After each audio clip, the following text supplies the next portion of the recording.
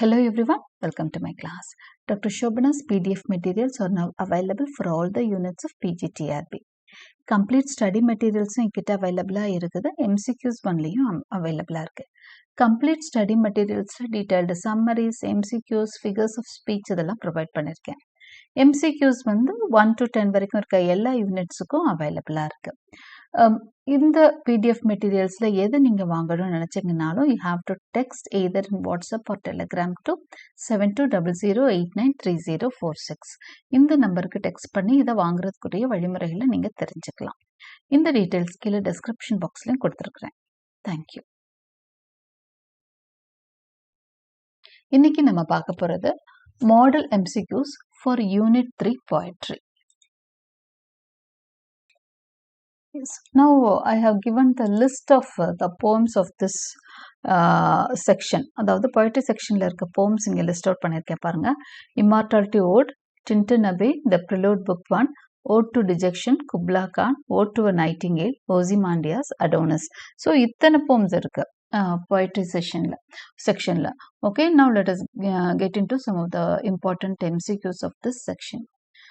What theme is strongly present in Tintin Abbey? Tintin Abbeyயோட theme என்ன, strong theme என்ன அப்படிங்கிறது தான் question. Scientific progress, chance இல்லை. The failure of politics, no. Nature's healing power and memory, கண்டிப்பாக இதுவாக தான் இருக்க வாய்ப்பு இருக்கு. Okay, nature's healing power and memory is the theme strongly present in Tintern Abbey. அதாவது அந்த போமில் என்ன சொல்லியிருப்பாருன்னா, நேச்சர் அந்த ரீவிசிட் பண்ணுறப்போ அந்த ஹீலிங் பவர்னா குணமாக்குறது, மனம் இந்த டிப்ரெஸ்டாக இருக்குது இல்லையா, அந்த மாதிரி அந்த இதோட இருக்கிறது சிக்காக இருக்க மனசை வந்து என்ன ஆக்குது அப்படின்னு சொன்னால் ரொம்ப ஒரு ஹாப்பியாக மாற்றுது. So it has healing power. அது மட்டும் இல்லை, அதை போய் பார்க்குறப்ப அந்த மெமரி எல்லாம் திரும்பவும் அவருக்கு நிறைய மெமரிஸ் வந்து கிடைக்குது. ஸோ இதெல்லாம் வந்து nature's healing power and memory தான் டின்டன் அபேல இருக்கக்கூடிய main theme. How does Wordsworth usually present rural people in his poems? அவரோட போம்ஸில் ரூரல் பீப்புளை எந்த மாதிரி அவர் சித்தரிச்சிருக்கிறாரு அப்படிங்கிறது தான் second question. As comic characters, as violent rebels, as simple and dignified, as foolish and lazy. So கண்டிப்பாக அவரோட போம்ஸில் ஃபுல்லாக சிம்பிள் பீப்புள், அதாவது வில்லேஜ் பீப்புளை, ரூரல் பீப்புளை ரொம்பவே டிக்னிஃபைடாக தான் காமிச்சிருக்கிறார். as simple and dignified. In Wordsworth's view, what is the source of true poetic inspiration? True poetic inspiration எதுலேருந்து கிடைக்குதுன்னு அவர் சொல்கிறாரு, எப்படி வரும்னு சொல்கிறாரு. இது வந்து நம்ம ரிப்பீட்டடாக வேர்ட்ஸ்வர்த்தோட ஒரு டெஃபினேஷன் ஆஃப் poetry மாதிரி பார்க்குற விஷயம் தான். ஹிஸ்டாரிக்கல் ஈவெண்ட்ஸில் logic and reasoning, spontaneous emotions recollected in tranquillity, religious rituals. So அவரோட poetic இன்ஸ்பிரேஷன்ஸ் எப்படின்னா, spontaneous emotions recollected in tranquillity, அப்படியே தங்கு தடை இல்லாமல் ஒரு இதில் வர்றது தான் poetryன்னு சொல்லியிருப்பாரு, ஒரு ஃப்ளோவில் வர்றது. What theme does Wordsworth explored in the ode intimations of immortality? So intimations of immortality வோர்டில் அவர் ப்ரெசென்ட் பண்ணியிருக்க தீம் என்னங்கிறது தான் அடுத்த question. Rebellion and war, loss of childhood vision and spiritual insight, royal courtly love, magical transformations.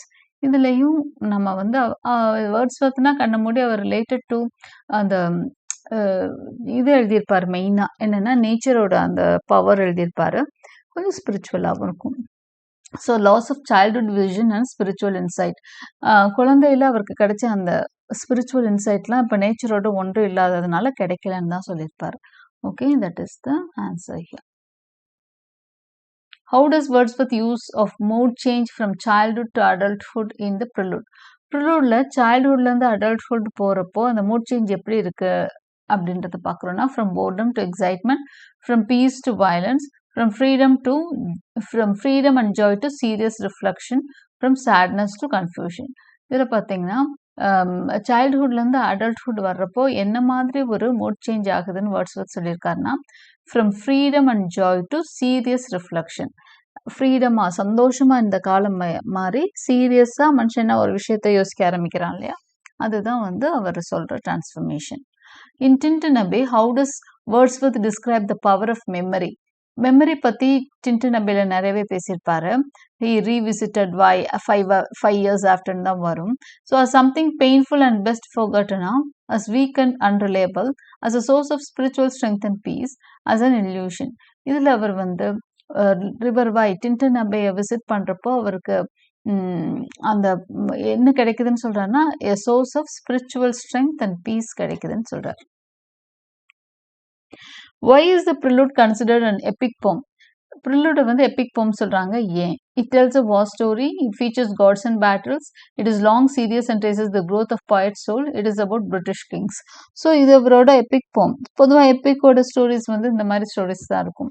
ஆனால் அவரோட இந்த prelude எப்படி இருக்கு அப்படின்னா it is a long, serious, மற்ற எபிக்ஸ் எல்லாம் பார்த்தீங்கன்னா வார் ஸ்டோரியாக இருக்கும், காட்ஸ் அண்ட் பேட்டில்ஸ் எல்லாம் இருக்கும். ஆனால் வேர்ட்ஸ்வர்த்தோட prelude எப்படி இருக்கு? It is a long, serious one and it traces the growth of the poet's soul. அவரோட ஆன்மா அது வந்து அதோட growth பத்தி தான் அவரோட prelude பேசுது. What device is seen in the phrase I wandered lonely as a cloud? So இந்த வார்த்தையில இந்த சென்டென்ஸ்ல இந்த ஃப்ரேஸ்ல ஓகே என்ன டிவைஸ் லிட்ரரி டிவைஸ் யூஸ் பண்ணப்பட்டிருக்குன்றதான் கொஸ்டின். இது டேஃபடில்ஸ்ல வரக்கூடிய ஒரு லைன். ஐ வாண்டட், அஃப்கோர்ஸ் இது இல்லை, பட் இதை ஆட் பண்ணியிருக்கேன் நான் உங்களுக்கு. I wandered lonely as a cloud. Okay, இது பார்த்தீங்க அப்படின்னு சொன்னா இதுல யூஸ் பண்ணியிருக்கக்கூடிய ஒரு டிவைஸ் வந்து அஸ் எ கிளவுட், அஸ் லைக்னு கம்பேரிஷன் வந்ததுன்னா அது நம்மளுக்கு என்னவா இருக்கும்? யோசிச்சிங்களா? It is a simile. Okay, comparison as லைக்கோட வந்தா சிமிலி, அஸ் லைக் போடாமல் வந்தால் மெட்டஃபார். ஓகே, அதுவும் நம்ம ஆல்ரெடி 10th யூனிட்ல இதெல்லாம் படிச்சிருப்போம் இல்லையா, ஃபிகர்ஸ் ஆஃப் ஸ்பீச் எல்லாம். அதுக்கும் இந்த கொஸ்டின் வந்து யூஸ் ஆகும் உங்களுக்கு. அதுலேயும் இந்த கொஸ்டின் கொடுத்துருப்பேன், அந்த லெசன் நடத்துகிறப்பையும் இந்த எக்ஸாம்பிள்ஸ் கொடுத்துருப்பேன். When Wordsworth uses nature to represent peace and purity, he is using hyperbole, symbolism, irony, paradox. Wordsworth தன்னோட போம்ஸ்ல வந்து நேச்சரை எதுவா ரெப்ரசன்ட் பண்றாரு அப்படின்னா பீஸ் அண்ட் பியூரிட்டி. ஓகே, அமைதியையும் ஒரு பியூரான ஒரு விஷயத்தையும் தான் நேச்சர் பிரதிபலிக்கிறதா சொல்றாரு.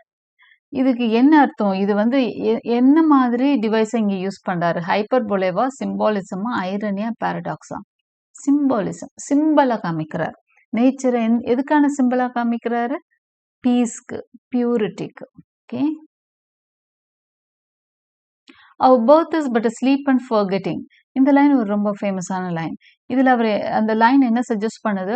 Life begins with full consciousness, birth erases memories of a purer spiritual realm, childhood is full of dreams, people remember everything after birth.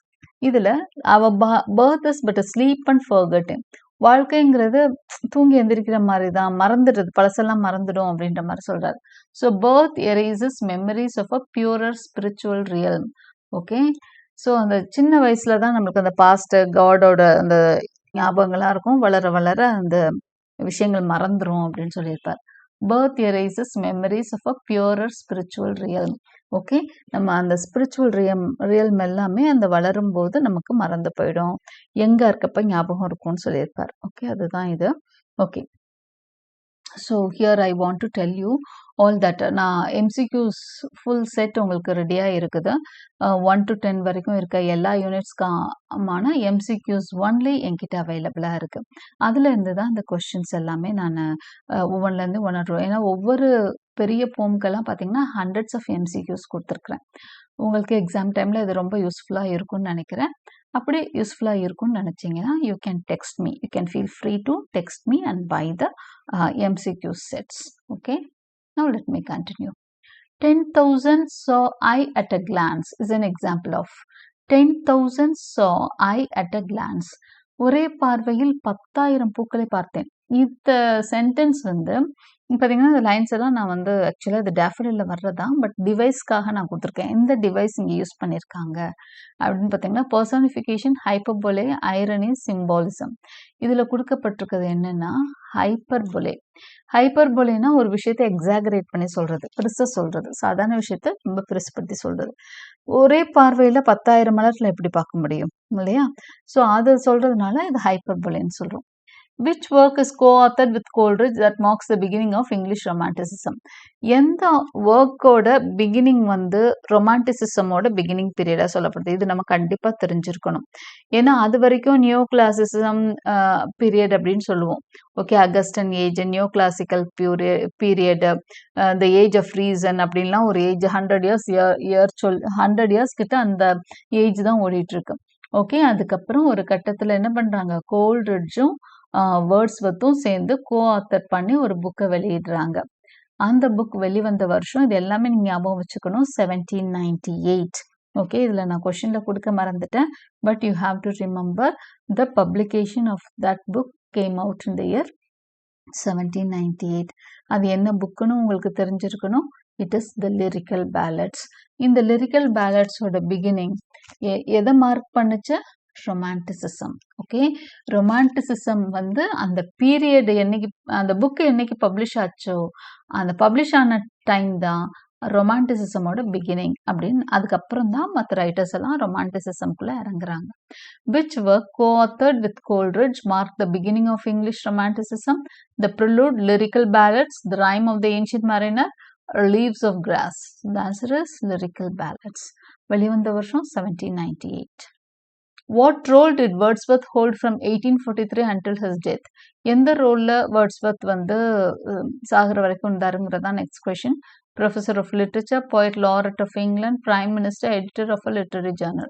He was the Poet Laureate of England. What kind of verse is Tintin Abbey written in? எந்த type of verse வந்து Tintern அபேல use பண்ணியிருக்காரு? Free verse, rhymed couplets, blank verse, sonnet form. The answer is blank verse. What does the speaker say about nature in relation to the human heart? Okay, நேச்சருக்கும் human ஹார்ட்டுக்கும் உள்ள relation என்ன சொல்றார்? இது nature betrays the heart with lies. Nature speaks only to the wise. Nature never did betray the heart that loved her. Nature breaks the soul apart. இதுவும் டின்டன் அபேல வரும்னு தான் நினைக்கிறேன், ஐம் நாட் ஷியோர். பட் இந்த line, அதாவது nature never did betray, நான் அதை confirm பண்ணி உங்களுக்கு ஒரே நிமிஷம் சொல்லிடுறேன். Yes, it is in Tintern Abe.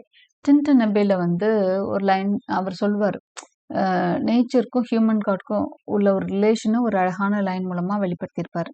அது இதுல எந்த லைன் அப்படிங்கிறது தான் question. Nature never did betray the heart that loved her அப்படிங்கிறது தான் ஆன்சர். இந்த லைனுக்கு என்ன பொருள் தெரியுங்களா? Nature never did betray the heart that loved her. அதாவது இயற்கை தன்னை நேசித்தவங்களை என்னைக்கும் விடுறதே இல்லை, கைவிட்டுறதே இல்லை, என்னைக்குனாலும் அவங்களுக்கான சந்தோஷத்தை கொடுக்கும் அப்படிங்கிறது தான். Okay, so the answer is nature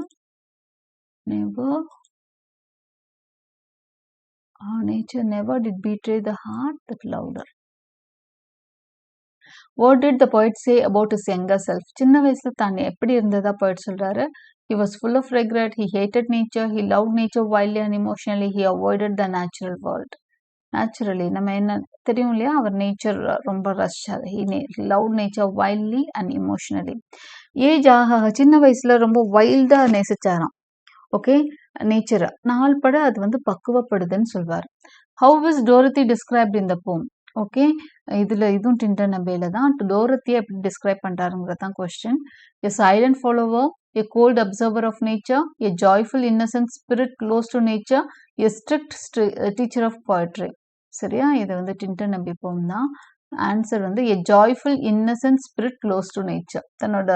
அவரோட தங்கச்சியும் ரொம்ப she is very close to the nature. Joyful spirit, innocent ஸ்பிரிட்னு சொல்லியிருக்காரு.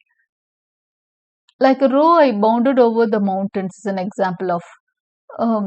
You see here he is comparing himself to a roe. Even the roe அப்படிங்கிறது a small deer. Okay, so like a roe I bounded over the mountains அப்படின்னு சொல்றப்போ it means that he was jumping like a deer. Okay, so ஒரு சின்ன மான்குட்டி மாதிரி நான் துள்ளி குதிச்சு மவுண்டன்ஸ்ல துள்ளி குதிச்சு விளையாண்டுருக்கேன்னு சொல்லியிருக்காரு. இது என்ன டிவைஸ் அப்படிங்கிறது தான் கொஸ்டின். பர்சானிஃபிகேஷன், சிமிலி, ஐரணி, சினக்டாக் வந்து ஆன்சர். ஸோ இங்கே எடுத்திருக்க ஆப்ஷன்ஸ். ஸோ நம்மளோட ஆன்சர் என்ன அப்படின்னு பார்த்தீங்கன்னா சிமிலி. ஏன்னா இங்கே என்ன கொடுத்துருக்காரு, கம்பேரிஷன் கொடுத்துட்டார். லைக் அஸ் மாதிரி லைக் அ ரோன்னு சொல்லிட்டார், அதனால இது சிமிலி. The answer is simile. 5 years have passed, 5 summers with the length of 5 long winters. What does this line emphasise? இப்படி தான் டின்டன் நம்ம ஆரம்பிக்கும். 5 வருஷம் போயிடுச்சு, 5 வருஷம் லாங் வின்டர்ஸ் எல்லாம் அவங்களுக்கு வந்து வின்டர் வந்து லாங். ஓகே, ஸோ 6-7 மாதம் வின்டரில் இருப்பாங்க.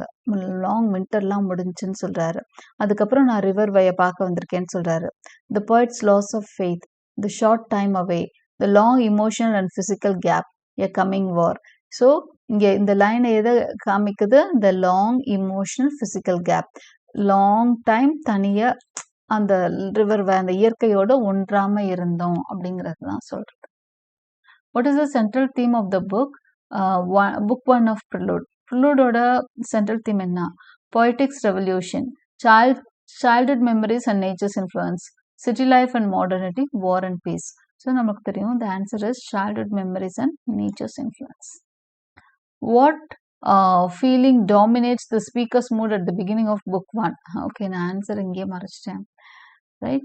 Excitement to leave the countryside, relief and joy at returning to nature, anger about his past life, and the answer is a fear of growing older. No.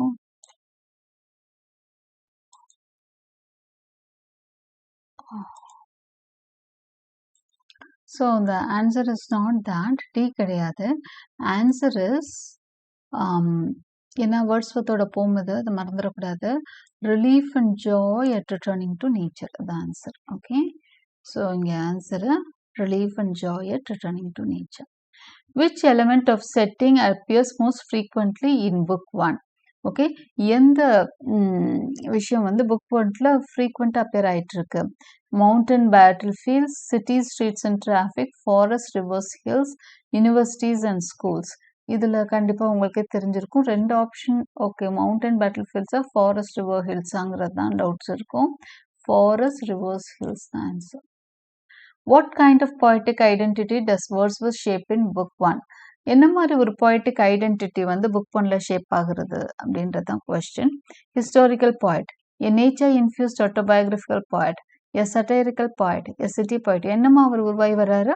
கண்டிப்பாக உங்களுக்கு தெரியும், nature infused autobiographical poet. Okay, the orange sky of evening died away is an example of which figure of speech?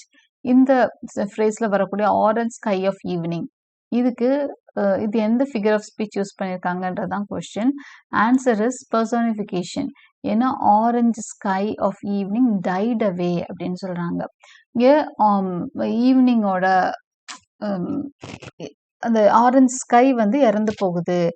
அதாவது setting சன்னால அந்த evening அந்த sky எப்படி இருக்கு? Evening Sun அப்படிங்கிறாரு, evening ஸ்கைங்கிறாரு. அது இறந்து போகுதுன்னு சொல்றாரு. அப்ப அங்க வந்து இமோஷன்ஸ் கொடுத்துருக்காரு. ஒரு உயிரற்ற ஒரு விஷயத்துக்கு இமோஷன்ஸ் கொடுத்துருக்கிறதுனால பர்சானிஃபை பண்ணியிருக்காரு, personification. What inspired Wordsworth to write the Prelude? Prelude எழுதுறதுக்கு அவருக்கு இன்ஸ்பிரேஷன் எது? The death of his sister, his journey through the Alps, Coleridge's suggestion for a philosophical poem, his disappointment with the French Revolution.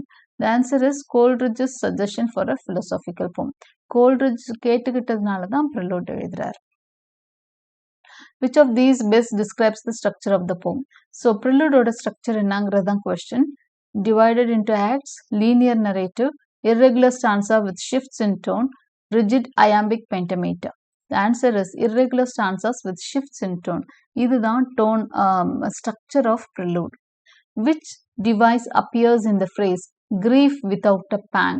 இந்த grief without a pang அப்படிங்கிற இந்த phrase-ல என்ன device use பண்ணப்பட்டிருக்குன்றது தான் question. Oxymoron, euphemism, symbolism, irony. Grief without a pang, பேங்குனா வலி, கிரீஃப்னா sorrow.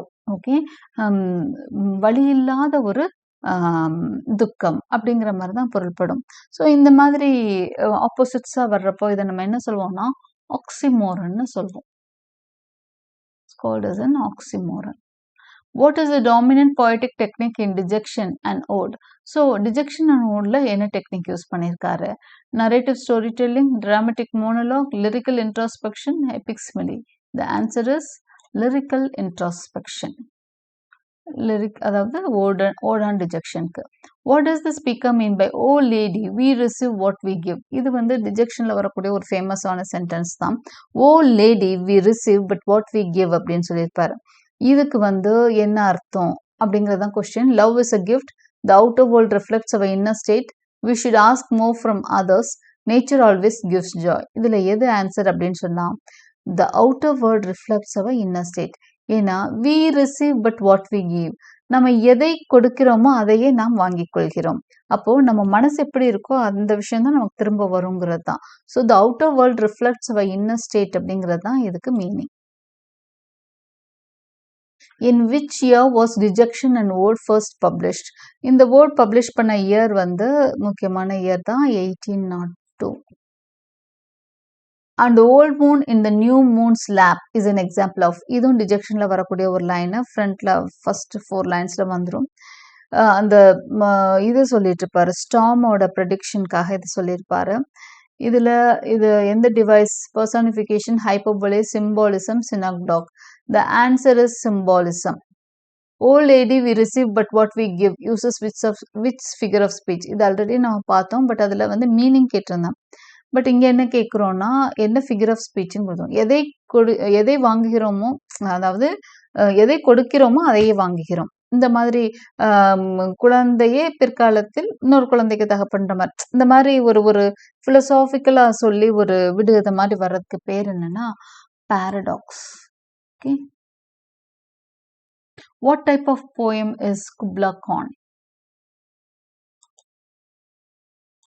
இந்த பாரடாக்ஸை வந்து முரண்பாடான விஷயம் அப்படின்னும் பார்க்கலாம். முரண்பாடோட சொல்றது இங்கே பாருங்க, we receive what we take, we give what we receive. எதை கொடுக்கிறோமோ அதையே வாங்கிக் கொள்கிறோம், இந்த மாதிரி. Okay, this is called as the paradox. What type of poem is Kubla Khan? ballad, ode, sonnet, dream vision. So Kubla Khan ஒரு just reading கொடுத்தீங்கனாலே தெரியும், it is a dream vision. What mood is created by the line a savage place as holy and enchanted? So இந்த லைன்ல என்ன மாதிரி ஒரு mood வந்து create ஆகும்? குப்லா கான்ல தான் வரும். அப்படியே ஒரு ஃபியர், ஒரு பயமுறுத்துற மாதிரி ஒரு செட்டிங் இருக்கும். So it shows and fear. Okay, what is the function of Abyssinian maid இந்த போம்? குப்லா கான்ல அபிசீனியன் மெய்டுன்னு ஒரு வார்த்தை வரும். இதுக்கு என்ன ஃபங்க்ஷன்? அந்த அபிசீனியன் மெய்டு எங்கே டல்சிமர் வச்சு வாசிச்சுட்டு இருக்கிறதா சொல்வாரு. Muse and source of poetic vision, historian of Kubla Khan, guide to Xanadu, servant to the Khan. So answer பார்த்தீங்கன்னா muse and source of poetic vision தான் அபிசீனியன் மெய்டோட ஃபங்க்ஷனுங்க. 5 miles meandering with a mazy motion is an example of simile, alliteration, onomatopoeia, assonance. Okay, இது பார்த்தீங்கன்னா alliteration. 5 miles meandering with a mazy motion. பாருங்க, எம்னு வருதா? So alliteration. Cave once measured us to man. What is the figures of speech here? Cave once measured us to man. ஆழமான குகைகள், மனுஷனுக்கு அளக்கவே முடியாத ஆழமான குகைகள்லாம் இங்கே இருக்கு அப்படின்னு சொல்றாங்க இல்லையா? இது வந்து ஒரு ஹைப்பர்போலே, ஒரு எக்ஸாகரேஷன் தான். How is the nightingale different from the speaker? நைட்டிங்கேலுக்கும் அந்த ஸ்பீக்கருக்கும் என்ன வித்தியாசம்? இப்போ ode to the nightingale வந்துட்டோம். It's silent and still, it sings without suffering, it envies the speaker, it is unaware of nature. இதில் ஆன்சர் பார்த்தீங்கன்னா it sings without suffering, அதாவது எந்த பிரச்சனையும் இல்லாமல் சந்தோஷமாக பாடிட்டு இருக்கும். அதுதான் இவரும் பாட்டு எழுதுறாரு தான், பட் ரொம்ப பிரச்சனையில் இருக்கிறாரு நம்ம Keats. Why does Keats envy the nightingale? எதுக்கு கீட்ஸ்க்கு நைட்டிங்கேலை பார்த்தா பொறாமையா இருக்கு? For its carefree life and immortal song, for its ability to fly, for its beauty and physical strength, for its solitude and silence. The answer is for its carefree life and immortal song. அவரை பொறுத்த வரைக்கும் அதோட life ரொம்ப carefree life, எதை பற்றியும் கவலை இல்லை. அடுத்தது இம்மார்டல் சாங், அதோட பாடல் அழியவே அழியாது. அதுக்கு காரணம் அந்த குறிப்பிட்ட ஒரு நைட்டிங்கேலோட பாடல் இல்லை. பொதுவாக நைட்டிங்கேலோட பாடல் வந்து எத்தனையோ பேருக்கு இன்பம் தந்திருக்கு. காலங்காலமா நைட்டிங்கேலோட பாடல்களை மனுஷங்க கேட்டு சந்தோஷப்பட்டிருக்காங்க, அந்த மீனிங்ல வருது. Why does Keats call the nightingale not born for death? Its song transcends generation. It has achieved physical mortality. It does not live in the human world. It represents eternal sorrow. எதனால not born for deathன்னு சொல்றாருன்னா, its song transcends generations. பல generations கடந்தும் அதோட பாடல் பல தலைமுறைகளை என்ன பண்ணுது? ஹாப்பியா வச்சிருக்கு. அதனால not born for death அப்படின்னு சொல்வார். What does the speaker mean? Forlorn, the very word is like a bell. இது கடைசி ஸ்டான்ஸால ஆரம்பிப்பார். Forlorn, the very word is like a bell அப்படின்னு சொல்வார். It reminds him of the harsh reality. It signifies the death of the nightingale. It represents the end of the poem. It signals the arrival of dawn. அதாவது அவர் ஒவ்வொரு வகையில அந்த life கீட்ஸ்க்கு வந்து life ரொம்ப கஷ்டமான ஒரு விஷயம். ஓகே, அவருக்கு ஆல்ரெடி டிபி வந்துருச்சு. அவங்க தம்பி வந்து டிபியில் இறந்து போயிட்டாரு. இவருக்கும் சீக்கிரம் சாவு வரப்போகுது அவருக்கு தெரிஞ்சிருச்சு. ஸோ அவருக்கு வந்து அந்த ரியாலிட்டிலேருந்து எஸ்கேப் ஆகணும்னு தான் கீட்ஸ் நிறைய போம்ஸ் எழுதியிருப்பார். அவர் நிறைய போம்ஸ் அவர் ஒரு எஸ்கேபிஸ்ட்னு சொல்லுவாங்க. ஸோ இதுலேயும் பார்த்தீங்கன்னா அந்த போமே பார்த்தீங்கன்னா ஒரு எஸ்கேபிஸ்ட் போயம் தான் அது. அவர் வந்து என்ன எதையாவது குடிச்சு இந்த உலகத்தை மறந்து அந்த நைட்டிங்கேலோட உலகத்துக்குள்ள போயிட மாட்டேனா அப்படின்பாரு. அப்போ அப்படி வந்து அவர் என்ன பண்றாரு, கடைசியா வந்து அவருக்கு தோன்றது வந்து இமேஜினேஷன். ஓகே, கற்பனை மூலமா நான் கூட வந்துடுறேன், என்னவோ ட்ரை பண்ணிட்டு கடைசியில இதெல்லாம் என்னை காலவாரிடும், கொஞ்ச நேரத்துல திரும்ப இந்த உலகத்துக்கே வந்துடுவேன், ஆனா இமேஜினேஷன் மூலமா உன் கூட வந்துடுறேனே, எவ்வளவு சீக்கிரம் உன் கூடயே பறக்கிறேன் பாருலாம் அவர் கனவு காண்பார். ஆனா கொஞ்ச நேரத்துல அதுவும் அவரை வந்து என்ன பண்ணிரும் அப்படின்னா ஏமாத்திரும். திரும்ப இந்த ஹார்ஷ் ரியாலிட்டிக்கு வந்துடுறாரு. இப்போ forlorn, the very word is like a bell அப்படின்னு சொல்லி it reminds him of the harsh reality. What is the poet's attitude towards imagination in the poem? இந்த poemல imagination பத்தி poetோட attitude என்னன்னா, it's a dangerous illusion, it's a powerful escape from reality, it is second to nature, it is a fleeting distraction. So as I said, it is a powerful escape from reality. Why is the nightingale described as immortal? Nightingale ஏன் immortal சொல்றாரு? Because of its never-ending physical life, because of its magical creature, because it has because its song has outlived generations, because it lives in heaven. நம்மளுக்கு தெரியும், because its song has outlived generation. அந்த answer தான் இப்போ தான் சொன்னேன் உங்களுக்கு. What does the inscription on the pedestal reflect? So இது வந்து ஓசிமாண்டியாஸ்ல வரக்கூடிய ஒரு பெடஸ்டல் ஒன்று இருக்கு. அதுல வந்து ஒரு சில எழுத்துக்கள் வந்து எழுதியிருக்கும். ஓகே, ஒரு கல்லு மாதிரி இருக்கு, அதுல எழுதியிருக்கு. அது என்ன சொல்லுது? Ozymandias' humility, Ozymandias' kindness, Ozymandias' arrogance and pride, the love of his people. ஓசிமாண்டியாஸோட அரகன்ஸ் அண்ட் ப்ரைடை தான் அது சொல்லும். What is the setting of the poem? ஓசிமாண்டியாஸோட setting என்ன? A jungle with ruins, a modern city, an ancient ruin statue in a vast desert, a mountain top kingdom. So அந்த poem அந்த இது பார்த்தீங்கன்னாலே தெரியும், thumbnail கொடுத்திருப்பேன். It is an ancient ruin state in a vast desert. What does Shelley suggest about the permanence of soul? So permanence of soul, இந்த சோலோட நிலையான தன்மையை பத்தி அவர் என்ன சொல்றார்? It fades like poetry, it merges into universal spirit, it reincarnates in nature, it is punished or rewarded. Answer is it merges into universal spirit. அப்போ ஒருத்தரோட சோல்ங்கிறது universal spirit, இந்த பிரபஞ்சத்தோட கலந்துருதுன்னு சொல்றார். What is the central theme of Adonis? The glory of ancient Rome, the political revolution of Europe, the immortality of the soul through poetic legacy, the horrors of industrialization. Answer is the immortality of the soul through poetic legacy. இதுதான் அடோனிஸோட central theme. ஆன்மாவோட immortality, poetry மூலமா ஆன்மாவோட immortality பற்றி தான் Adonis ஏன்னா அது வந்து ஒரு எலிஜி. அவர் இறந்தவருக்காக கிட்ஸ்க்காக தான் எழுதியிருக்காரு. ஆனா அந்த poetic legacy மூலமா அவர் இன்னும் இருக்கிறார் இல்லையா, அத சொல்றார். He had awakened from the dream of life. What is the dream of life referring to? Reality as a dream, the illusions and suffering of mortal existence, the ambition of poets, the memories of childhood. The answer is the illusion and suffering of moral existence. Okay, so இதோட இந்த poetry செஷனுக்கான MCQs complete பண்ணிக்கிறேன். Hope you like this. Thank you for watching, and again I remind you that I have a full set of MCQs for all the units. If you can buy them by texting to the WhatsApp number given in the description box. Thank you for watching.